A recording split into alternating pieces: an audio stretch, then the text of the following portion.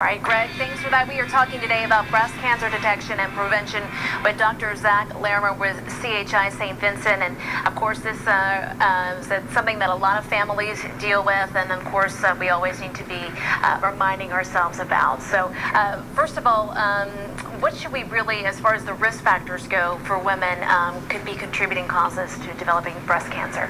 The first thing we'd like to think about is family history.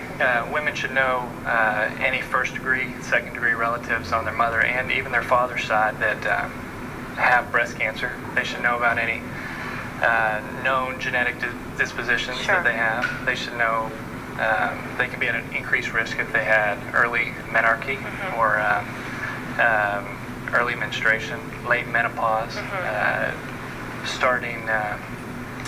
women who've had their first child after 30 years of age or have had no children. Just things to keep in mind. And what I didn't know, actually, that there were so many different types of breast cancer that can develop.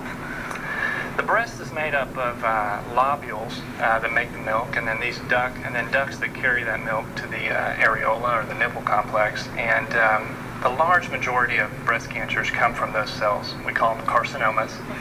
And we think of early or LCIS, which is lobular carcinoma in situ.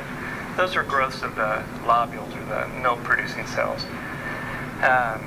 They're not a cancer per se, but make the woman at an increased risk for developing breast cancer.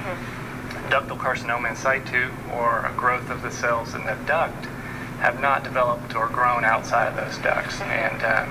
And then once they become invasive, they have grown into the stroma or surrounding tissue and have the ability to go to other places in the body via the lymphatics or bloodstream.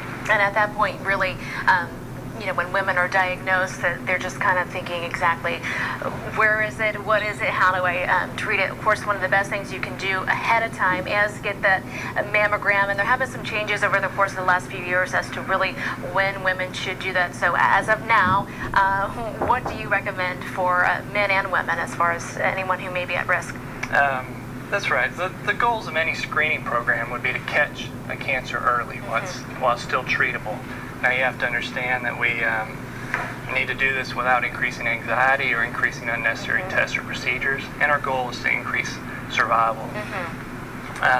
With that in mind, several groups have released recommendations that differ subtly.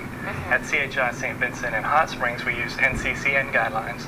We start for normal risk women, screening mammograms at age 40 yearly, clinical breast exams, and we encourage breast awareness. Meaning any changes in your breast that last more than a month, you should see your clinician about.